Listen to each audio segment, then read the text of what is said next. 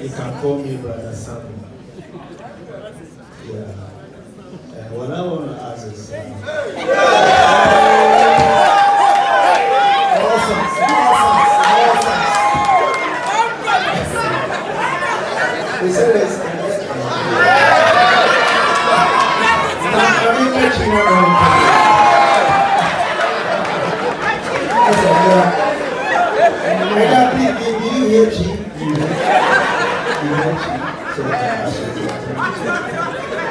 what I want to say is,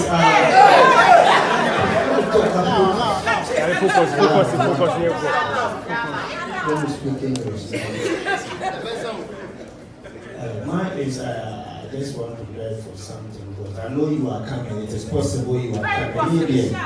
I know you are coming. He's already there. When the time. So, and to phone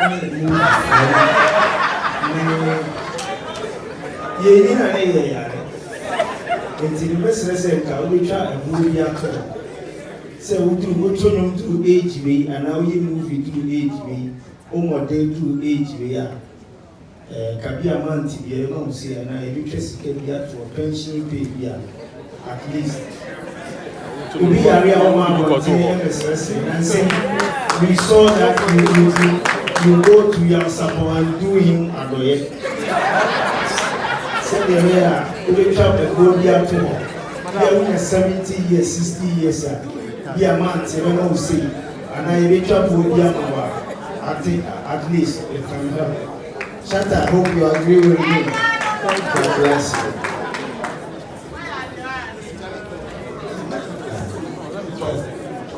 Okay. Your Excellency, my name is Mr. Simons, the only president in the room today.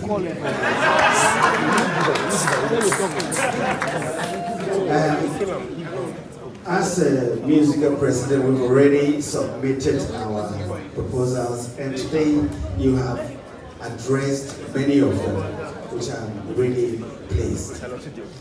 I'm also looking forward to the end of analog music in Ghana, because when I was doing my sound engineering, we were the last batch that moved from analog to fully digital.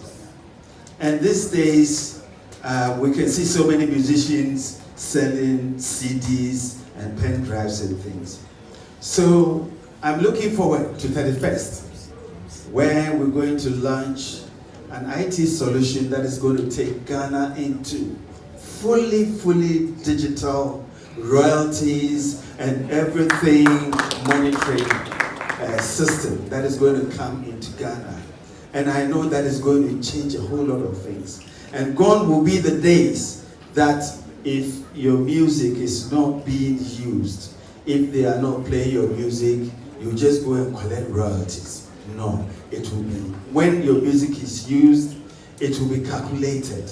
You know how much you're going to get even before your royalty sets in. And I'm looking forward to 31st the launch. I will encourage everybody, Shatta, Samini, to come in there and also contribute with your beautiful ideas so that in Ghana, this is going to be for Ghanaians, made in Ghana.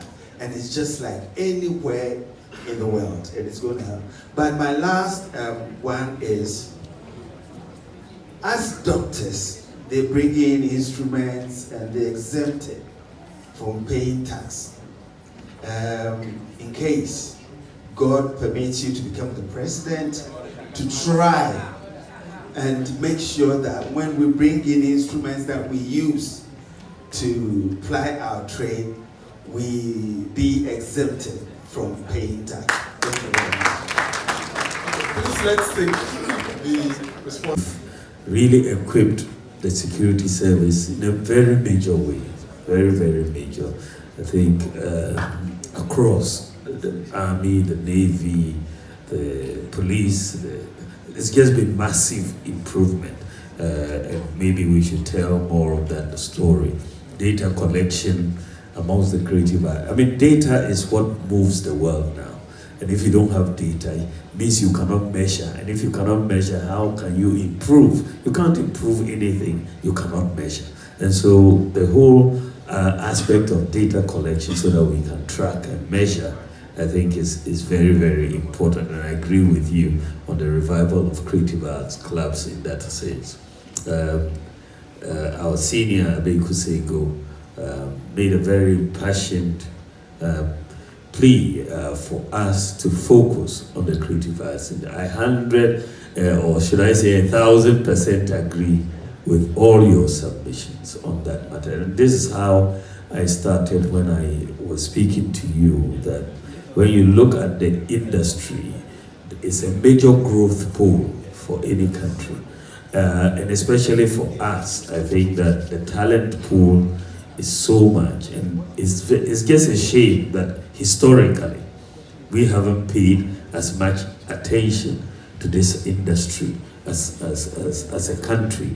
And I totally agree with you that and this is what I said, that the return to investment in this industry is very, very high, and that we should be doing so. And I think I am very determined, and I've already stated it in our manifesto, that we're going to increase very significantly the public investment in the creative arts sector so that we can reap the benefits. Without investing, you cannot get any benefits.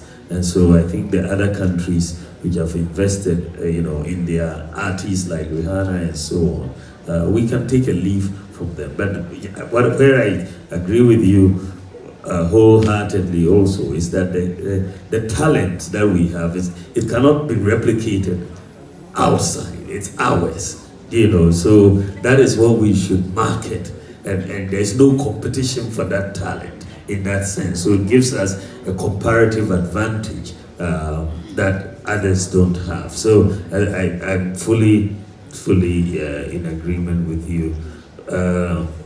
Brother Sami also talked about pensions for artists as they grow older, and this is where I'm saying that if we don't make sure artists have the revenues that are due them, the royalties that are due them, then they'll end up being poor. But if we implement these new platforms, as the president for Musica was saying, if we implement the login platforms and everything, and Gamro gets all these revenues and so on, the royalties for the artists, then you are able to contribute to your own pensions under the Tier 2 pension plan, and you won't depend on anybody. So let's get the money for the artists and the musicians and the actors, and I think we will take care of that. And I am also very much looking forward to the end of analog. Let's go digital.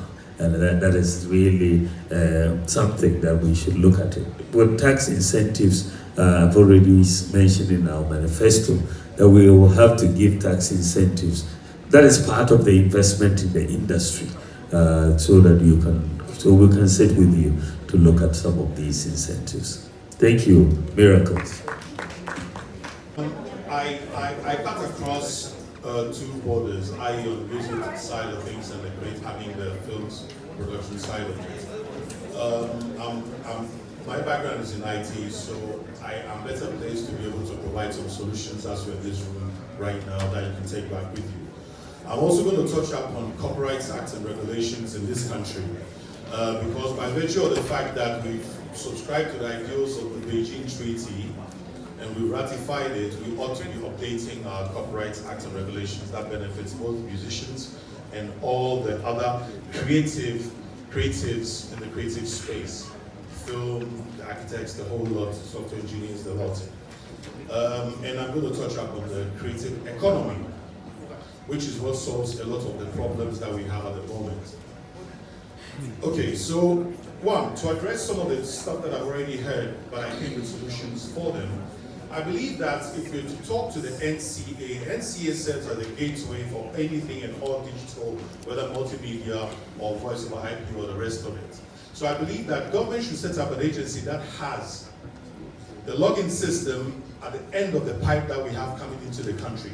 And then they could have a platform that takes care of both the music login and also the film rights and management of that. So the two CMOs could fetch their data from a government agency that would allow them to be able to account for anything and everything that is useful for the accounting of royalties for the music and also the film. So, Copyright Act and Regulations update, Dr. Bawumia.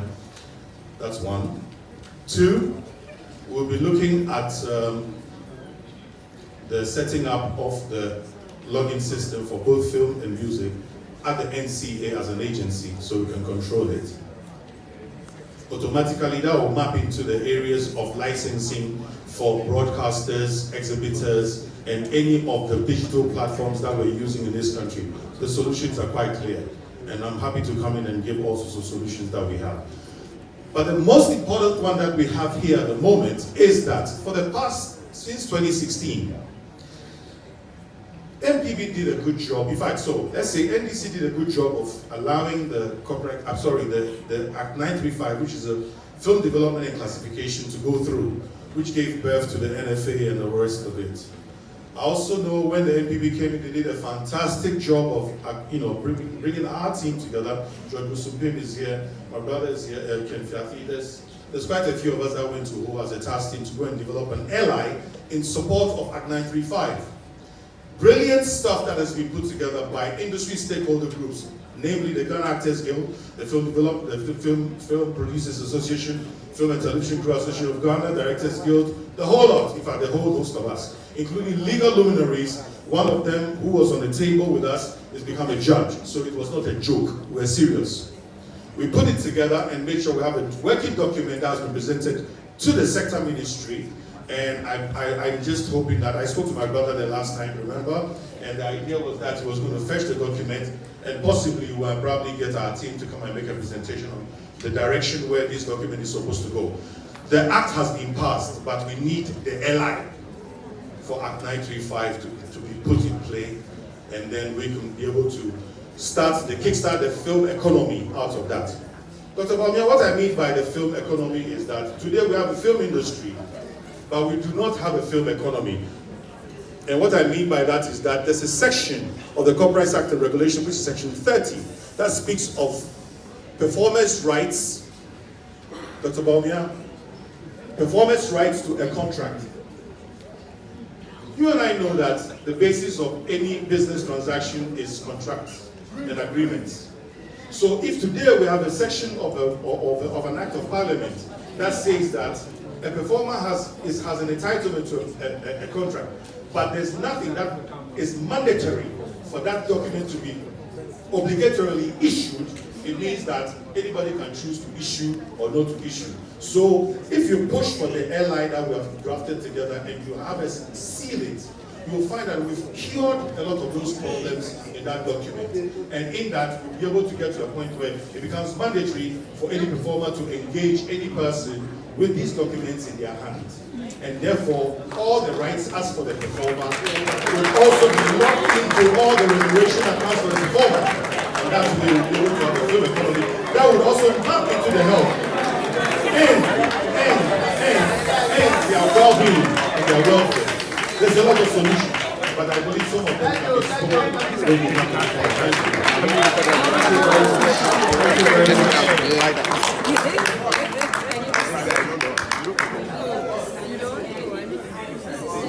You would think that if we have people who really understand how hours move, you can see they can hit the ground running. And I know the Deputy Minister, Obrego Mante, he has done excellently. He avails himself as much as he can. The GTA CEO, Mr. President, has done his best. However, to me, I see it as ours is like a special needs child who you cannot just give any minister to you. I think you should probably look at the ministers you give to us, because just as you know, as a vice president, the role of a deputy is very limited.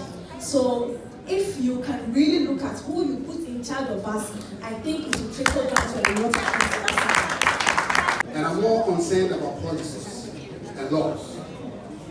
Within the last, I think, 8 or so years, we've done a lot of laws.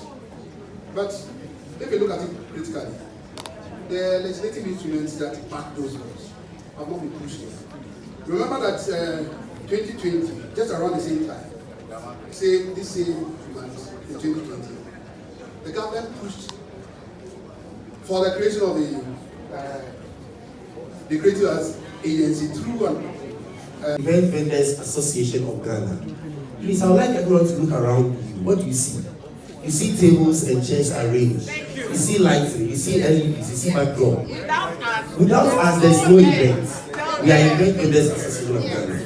Mr. President, please, if you are voted into power, you become the next president of Ghana. We have just 3 questions. Just 3 very short ones. What policies can your government put in place to recognize our contribution? Because without us, there's no events. What can you provide to support our resources? For instance, we try very hard, save, and then we ship things from China. We go sometimes by ourselves to get the things done. But when the things get to the port, the bills or the charges at the port is too much. Now we can't even sell it. Now you cover yourself. We don't want home. So we are pleading because we are here this evening as event flat rates, as Event Vendors Association of Ghana. Are we not here? Yes. Thank you very much. Thank you. So my name is Isaac Afrodazova. Everyone call me Genesis. I'm a stand-up comedian and the General Secretary for Ghana Comedian Association. So we were having a conversation among ourselves about the theaters and all of that, and we've seen some footages of what is going on. So we are hoping that those venues will be available so we can, take our trade along across the region. But one key areas that we are having issue with is a tax on our comedy shows. Most of our shows are almost free ticket. We give out almost about 80 to 85% free ticket, and then the GRA begin to chase us for tax for a show we don't even make money on after investing a lot of time writing and all of that. So we are asking Mr. Vice President and hopefully incoming President, what would be your contribution to the comedy industry and how do you address the taxing issues on our intellectual properties? Thank you. Thank you. They are not operating as a CMO. So we wrote letters to the Attorney General's department. We never had any reply whatsoever. So all I'm saying is that actually, this artist must have a lot of money. And that song that was being played, she was hearing it everywhere. It was not even a Ghanaian song. So how do we prioritize Ghanaian content? Today, we see TV stations who would pick some soap opera from Mexico or soap opera from India and do a talk over it, and this has saturated the system a lot. I believe, Mr. Excellency, one day you might come home and see your kids, playing or trying to speak Indian, because this is what is being showed to them at home. So how do we prioritize Ghanaian content? How do we prioritize Ghana? Thank you. So His Excellency will take give the response and then we'll get back for the last round. Thank you. Thank you. Thank you very much. I think that we started off with the whole issue of the Copyright Act and the regulations, and that we need to keep updating, being a signatory to the international protocols, and that I will agree with you there. And I think that the issue of setting up of a login at the NCA for both the film and music, of course, makes a lot of sense that we can look at the LI for Act 935, which has not yet been, put on the table. And I'm going to ask when I get back what is holding this. I think it's very, very important. I think once that LI is put on the table, it cures some of the issues that you're going to raise and allows us to move from just a film industry into a film economy, as you have put it. So I'm quite with you on that. The issue Tilly also raised was let's make sure we appoint ministers who understand the industry. I think that is very, very important. And there's no point in putting people, I mean, we have a lot of work to do. We've got major transformation to make. So if you go and put somebody in charge of a sector that they don't really understand the sector, then there's a problem. Right off the bat, you will make your work 10 times more difficult in that. So I think Tilly's point is makes a lot of sense. Then George also raised the issue of policies and laws which have been passed, but the allies to back them and to make them effective have not been done, like the Creative Arts Agency, the Broadcast Bill. We'll see about how we can put them through. I think the LI has to be laid for 21 days or so to mature. So we'll have to see how we can get it done in this setting. Then the whole issue of lack of seed money for the university. And I think that I will have to take that with the Minister for Finance to find out exactly why the seed money has not yet gone. You've invited me to come and see this monster, and I'm close by, so I will be happy because what you're saying basically is that we could save a lot of money by rather completing that starting something new, and I think it's also well put. Shadrach also is asking about for events, what sort of policies are we going to implement to do that? I think that for the things that you're importing, one of the key areas that we are reforming is the tax regime at the port. And we're going to move towards a flat tax regime to simplify the tax regime at the port. So that it's very simple for everybody.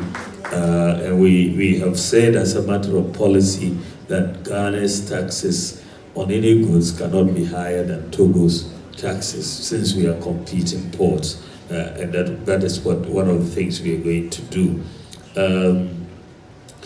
Isaac also touches on the tax issue, and this is where I believe the flat tax issue works, because it's a tax on your profits, and if you make zero profits, you pay zero tax. It's very, very simple, and that is why I believe that currently the system is complicated, and when you don't even make money, GRA wants you to pay money, and that is where the problem is, so we want to take that matter out so that we have a very clear thing.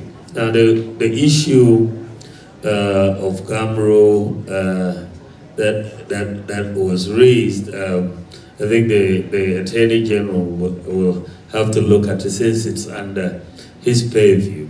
Ghanaian content, how do we prioritize? I think it's a very important point beyond even just the arts.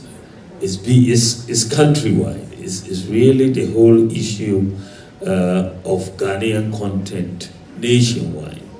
I have a policy that I am focusing on, which is the Buy Ghana First policy, which is going to be backed by law that says that for the most part, when we are buying as government, and government procurement is very significant, very, very significant. The law will say we should buy Ghana first.